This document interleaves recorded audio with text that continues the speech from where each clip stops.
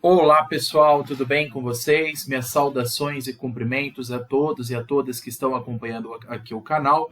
Mais uma vez, professor Lucas, vamos continuar a nossa análise de questões, que caíram nos últimos exames da OAB, na disciplina de Direito Tributário. Então, o meu objetivo aqui no canal, pessoal, é também não somente trazer conteúdos expositivos, a parte teórica do direito tributário, que caem tanto para a primeira quanto para a segunda fase, mas também trazer questões práticas, tá? É importante, pessoal, e sempre vou insistir isso, que pratiquem exercícios, façam exercícios, porque somente assim vocês vão conseguir ver como é que está o desempenho de vocês nos estudos. E as questões, elas vão servir de norte também, para que a gente saiba mais ou menos como é que a banca FGV, que é a banca que organiza os exames da OAB, como ela mais ou menos pergunta em cada exame de ordem as questões de tributário, que nos interessa aqui no canal, mas também quem for fazer os simulados, é importante que faça simulados, que façam as questões em casa de todas as matérias para saber como é que a banca da FGV pergunta cada uma das matérias. O objetivo aqui do canal, como vocês sabem, é focar apenas no direito tributário. Todos sabem que são 5 questões que caem na primeira fase na OAB em direito tributário, mesmo quem for fazer outras áreas na segunda fase, todo mundo vai ter que encarar direito tributário na primeira, então não tem escapatória. Mesmo quem escolheu penal, administrativo, constitucional ou outra área para a segunda fase, vai ter que encarar direito tributário na primeira, não tem jeito. É uma matéria que cai sempre em primeira fase e o meu objetivo é ajudar vocês para a gente entender estudar esse bloco de 5 questões de tributário. Então, das 40 questões que caem na primeira fase da OAB, 5 só são de tributário. Então, é importante que foque, que é uma matéria muito estratégica, porque ela garante muita pontuação, que vai fazer sim diferença para vocês no exame da OAB. Então, o objetivo aqui, pessoal, é justamente para que vocês entendam, para que vocês pratiquem. Importante aqui que a gente faça em conjunto essas questões, é importante que a gente estude para que a gente veja como é que a banca pergunta cada um dos temas, tudo bem? Hoje eu escolhi o 30º exame de ordem unificado, que caiu no final de 2019, antes do início da pandemia. Foi o último exame antes da pandemia, inclusive. Eu peguei a prova tipo 1, que é a prova de cor branca, tá? Pessoal, eu acho que vocês vão reparar, inclusive, para o pessoal que está estudando aqui as questões há mais tempo aqui no canal, vão reparar que nas provas, por exemplo, de 2020 e 2021, por que tiveram poucos exames da OAB em comparação aos outros anos? Por conta da pandemia da Covid-19. Então, por conta disso, houveram cancelamento de provas, houveram um adiamento das fases das provas. Então, por isso, pessoal, que tem menos questões em 2020 do que em 2019, ou 2023, por exemplo, ou 2022. Então, 2020 foi um ano bem complicado, foi o início da pandemia, então teve poucos exemplos de questões, mas eu trouxe tudo o que tinha para vocês, que eu peguei direto do site da OAB e passei para vocês aqui, tudo bem? Pessoal, vamos analisar então as 5 questões que caíram no 30º exame de ordem da OAB em 2019, organizado pela banca FGV. Peguei a prova tipo 1, prova de cor branca, mas tem as outras provas, amarelo, azul e verde. Todas elas têm as mesmas questões, só muda a ordem, né? Na prova de cor branca, as questões estão geralmente entre as 22, de número 22 a 26. Elas estão mais ou menos ali no meio da prova. Vamos analisar, então, como é que foi perguntado o direito tributário nesse exame. Questão 22, pessoal, vamos lá. A sociedade empresária ABC Limitada foi autuada pelo fisco do Estado Z apenas pelo descumprimento de uma determinada obrigação tributária acessória referente à fiscalização de ICMS prevista na lei estadual, mas sem deixar de recolher o tributo devido. Inconformada, realiza a impugnação administrativa por meio de auto de infração. Antes que sobreviesse a decisão administrativa de impugnação, outra lei estadual extingue a previsão de obrigação acessória que havia sido descumprida. Diante desse cenário, assinar a alternativa correta. A lei estadual não é instrumento normativo hábil para extinguir a previsão dessa obrigação tributária acessória referente ao ICMS em virtude do caráter nacional desse tributo? Questão B. O julgamento administrativo, nesse caso, deverá levar em consideração apenas a legislação tributária vigente na época do fato gerador? Questão C. não é possível a extinção dos efeitos da infração a essa obrigação tributária acessória após a lavratura do respectivo auto de infração. E questão D, a superveniência da extinção de previsão dessa obrigação acessória, desde que não tenha havido fraude, nem ausência de pagamento de tributo, constitui hipótese de aplicação da legislação tributária a ato pretérito. O gabarito oficial, pessoal, desse exame, para essas questões, considerou a alternativa D de dado. A superveniência da extinção da previsão dessa obrigação acessória, desde que não tenha havido fraude, nem ausência de pagamento do tributo, constitui hipótese de aplicação da legislação tributária a ato pretérito. Pessoal, por que aqui trouxe uma hipótese de aplicação da legislação a ato pretérito? Pessoal, tomem muito cuidado com isso, uma pegadinha aqui clássica. A regra geral, a gente sabe que a regra geral para a lei tributária ela não tem efeitos retroativos. Existe, inclusive, um princípio no direito tributário como regra geral, existe exceção. A regra geral é o princípio da irretroatividade tributária. O que isso significa?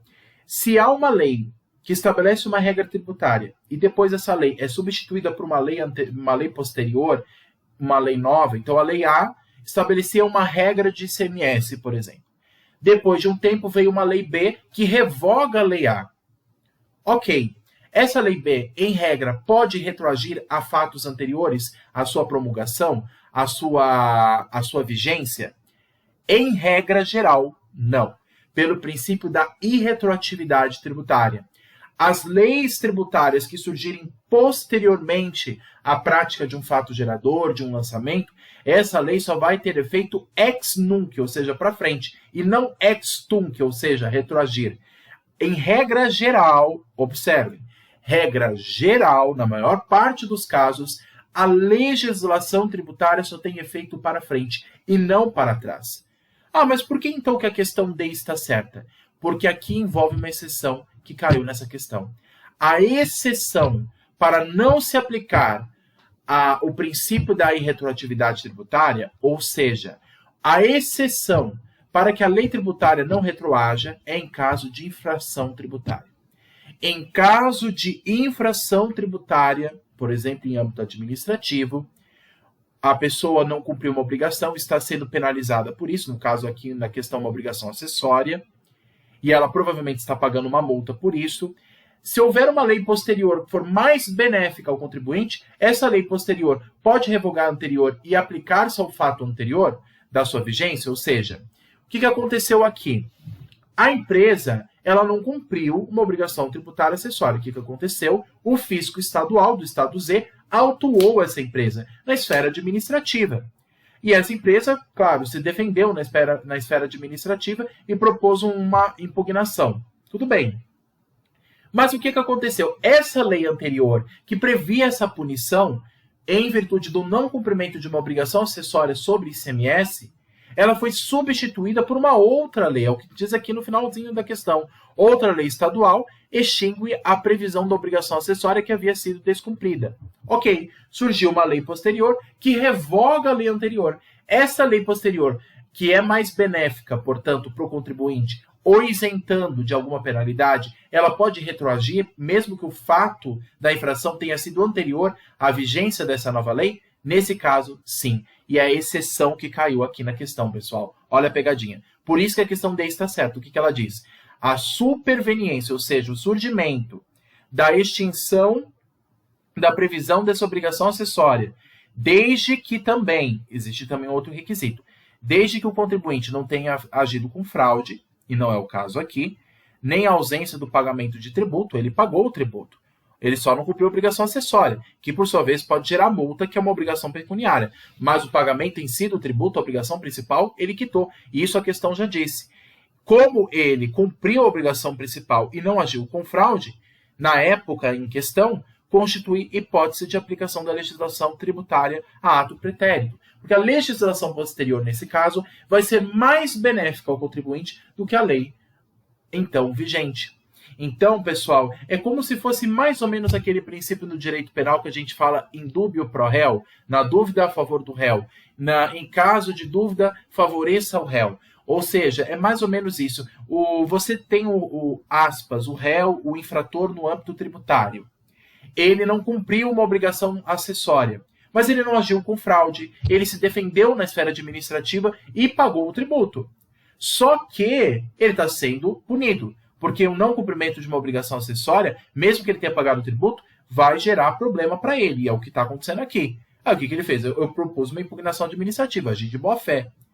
Só que se surge uma lei posterior que vai revogar essa obrigação dele e vai ser mais benéfica para ele, extinguindo essa obrigação e fazendo com que ele não precise pagar nenhuma multa, nenhuma penalidade, essa lei posterior, por ser mais benéfica ao infrator, nesse caso, ela vai valer e ele fica isento de pagar esta multa, esta penalidade pecuniária referente ao não cumprimento de obrigação acessória. Então, a alternativa correta é a alternativa D de dado.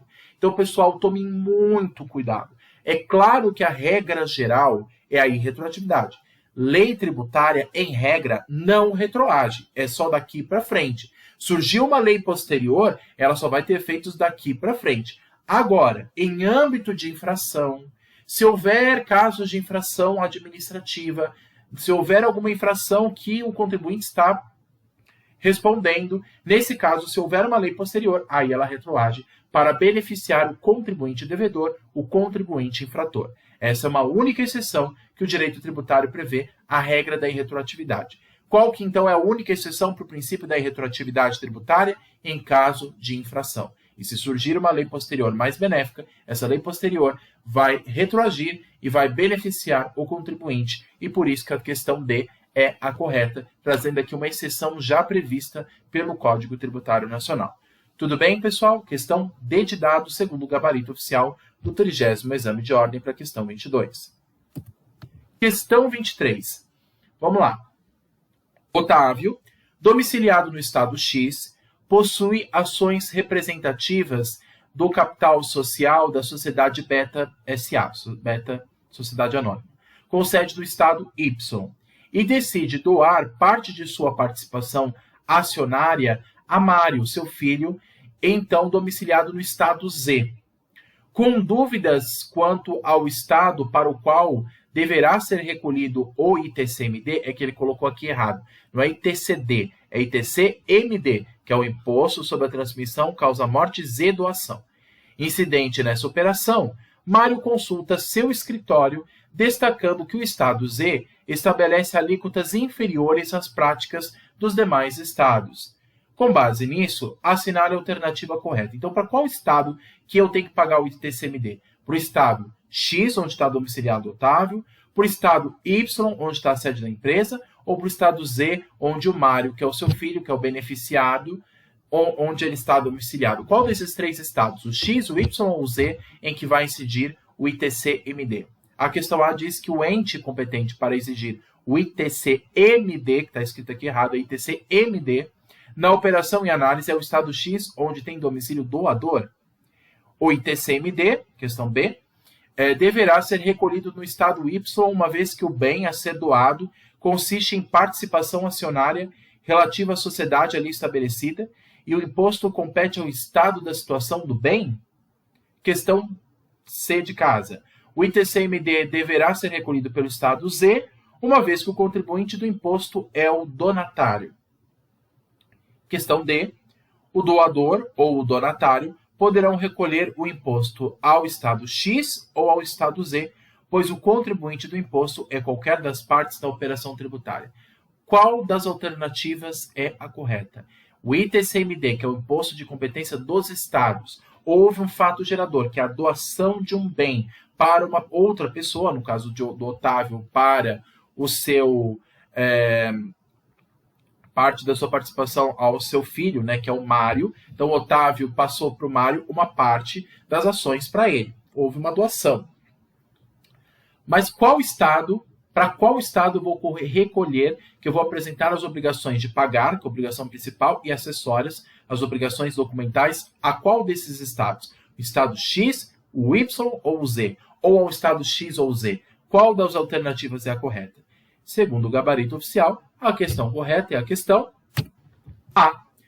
O ente competente para exigir o ITCMD na operação em análise é o estado X, onde tem domicílio o doador. Por que é no estado X, se a empresa está no estado Y e se o filho, que é o beneficiário, está no estado Z? Ou por que não poderia ser para os dois, para o estado X e para o estado Z? Pessoal, qual que é o fato gerador? Isso, lembra que a gente estudou a regra matriz de incidência tributária, a RMIT? Pessoal, isso aí é matéria que cai em todos os exames. Regra matriz de incidência tributária de cada um dos impostos. Tem as aulas teóricas aqui no canal. E a gente teve uma aula de TCMD, quando a gente estudou o critério material, o critério espacial, né, o critério pessoal. A gente entendeu o que é o critério, a regra matriz de incidência tributária do ITCMD. Qual que é o critério material? Qual que é o fato gerador do ITCMD? Ou é a causa mortis, então um exemplo da herança, uma pessoa falece e dá um bem para uma outra pessoa, como herança, ou a doação. Nesse caso aqui houve a doação. O fato de doar a outra pessoa, este ato incide TCMD. Mas onde este ato vai incidir? Para quem é beneficiado ou para quem doa? Para quem doa.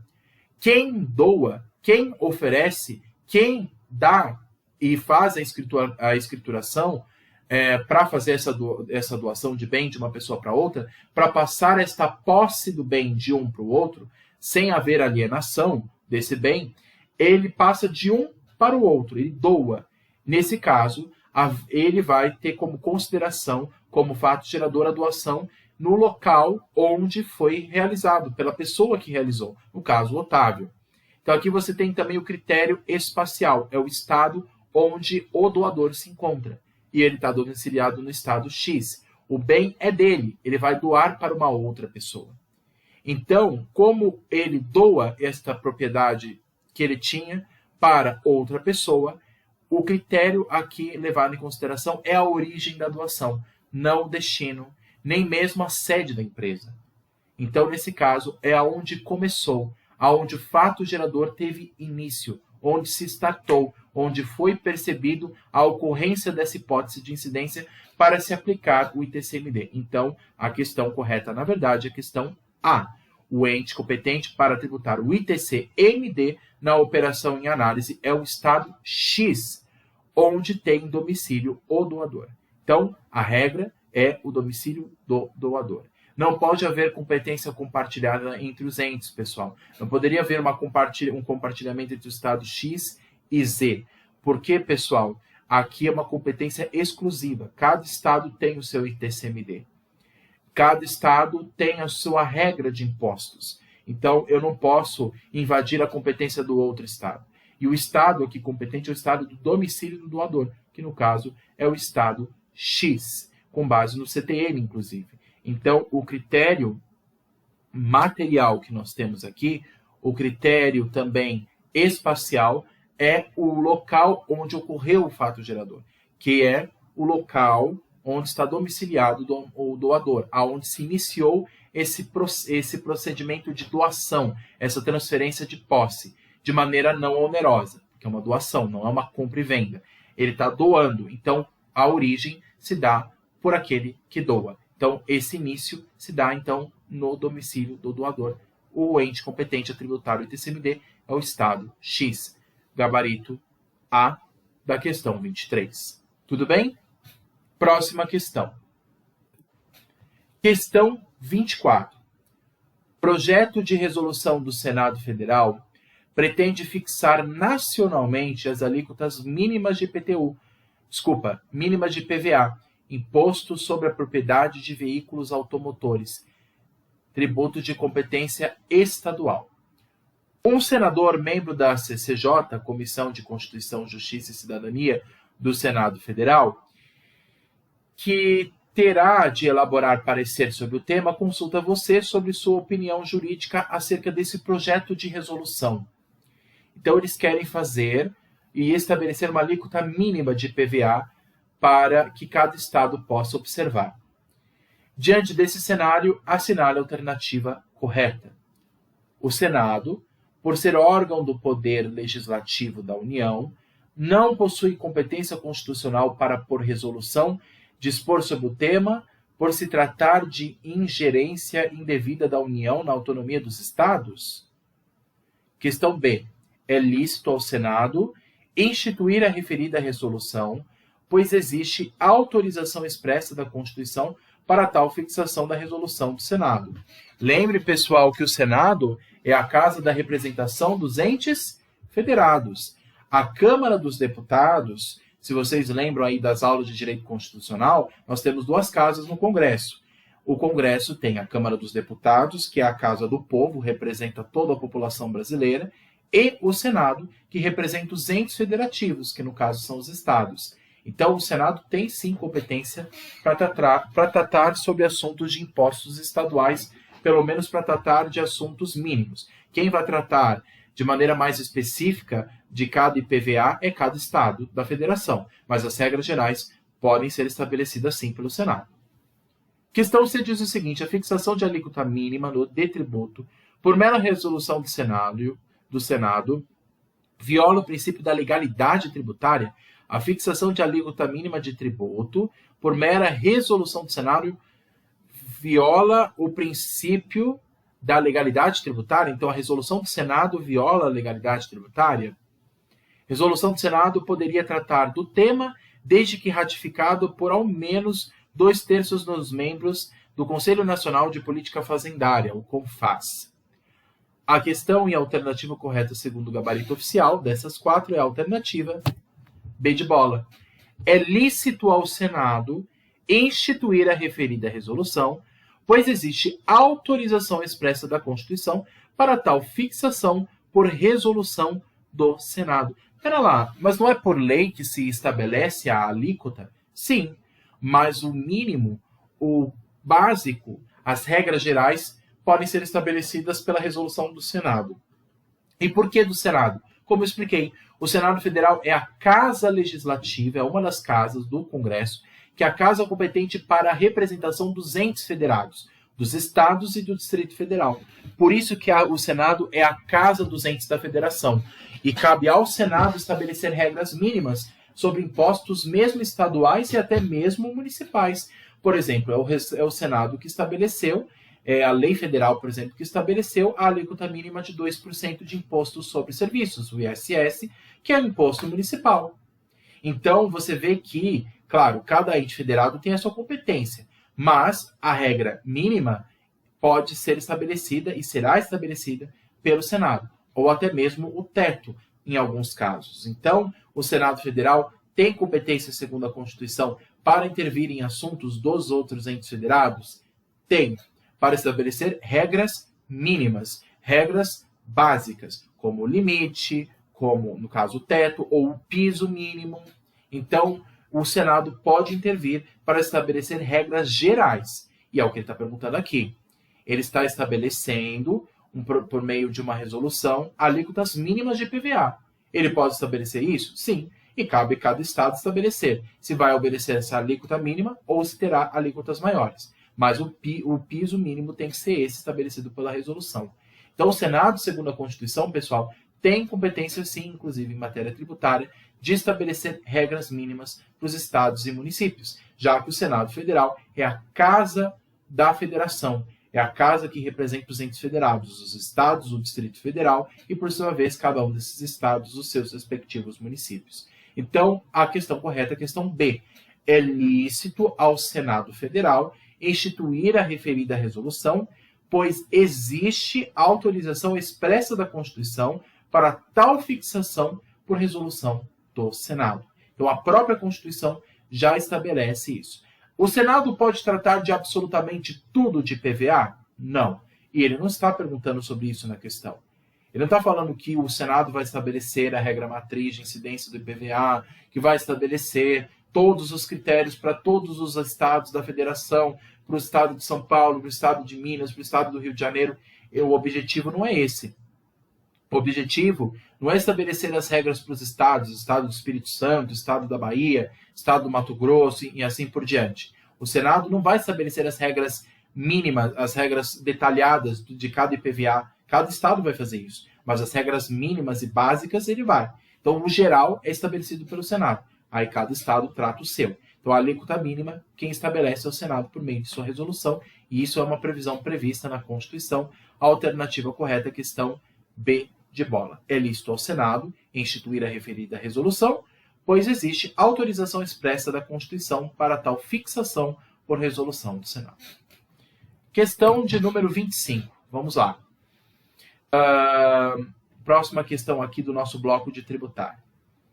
O Estado Y concedeu em 2018, por iniciativa própria e isoladamente, mediante uma lei ordinária estadual, isenção fiscal ao ICMS, Impostos sobre a Circulação de Mercadoria e Serviço, a um determinado setor da economia, como forma de atrair investimentos para aquele Estado.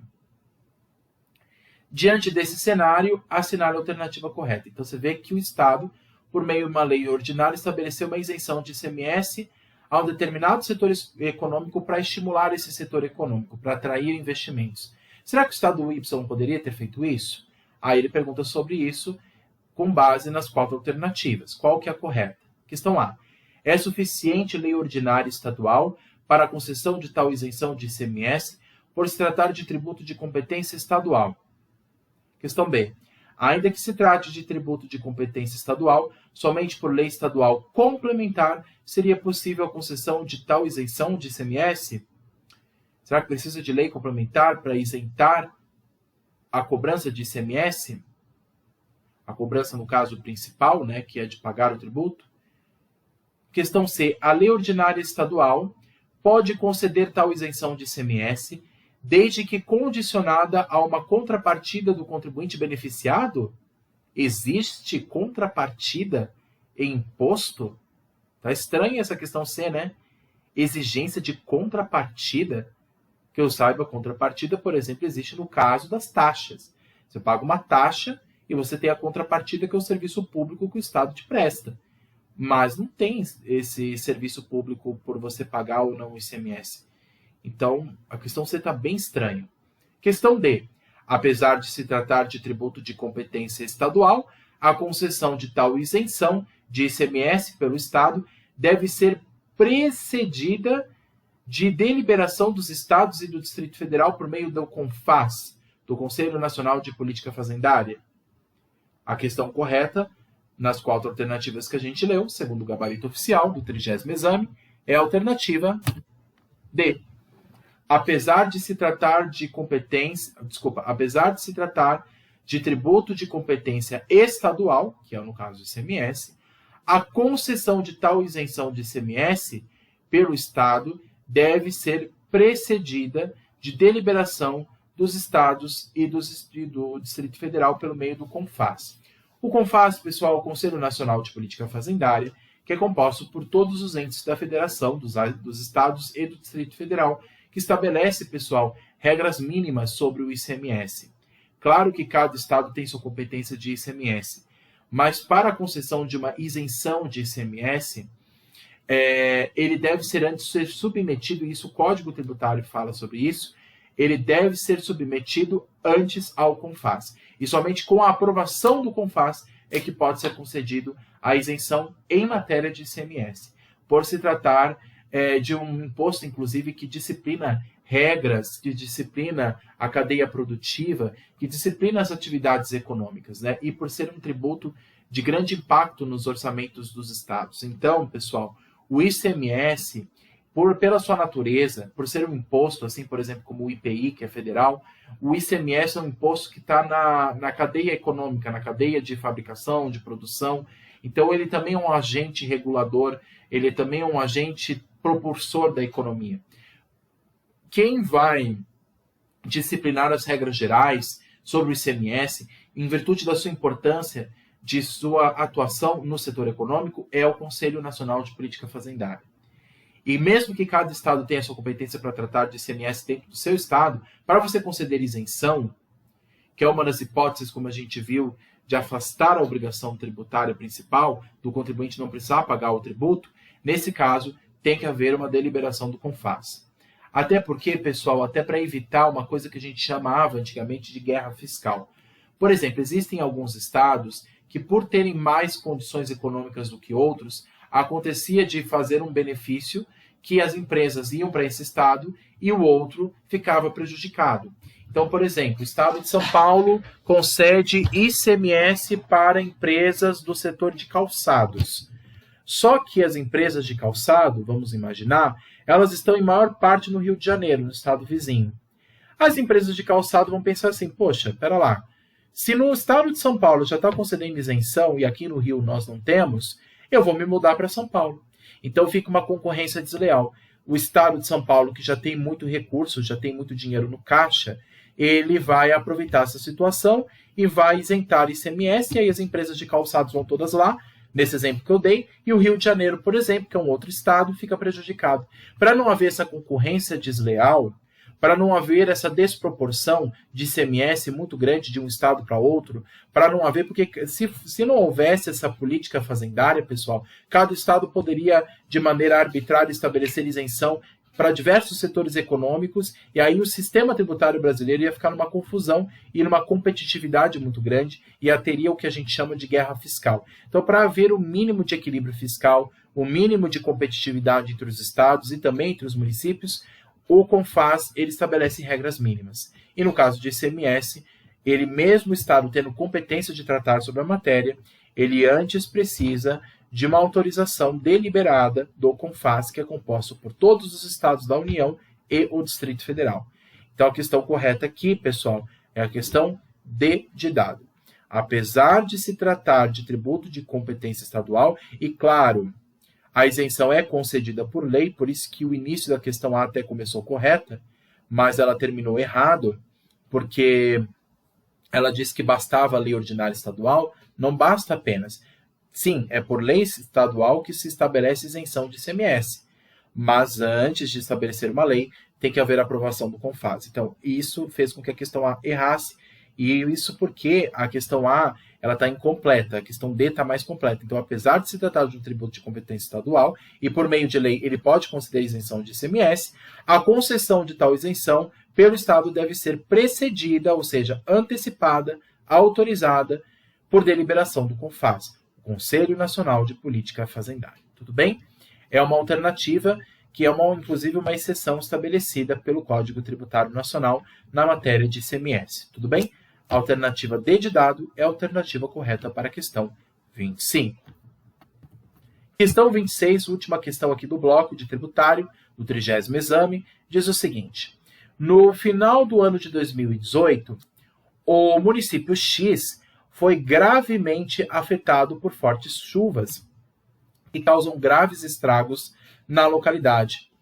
Em razão disso, a Assembleia Legislativa do Estado Y, em que está localizado o município X, aprovou lei estadual ordinária concedendo moratória quanto ao pagamento de IPTU do ano subsequente em favor de todos os contribuintes deste imposto situado no município X.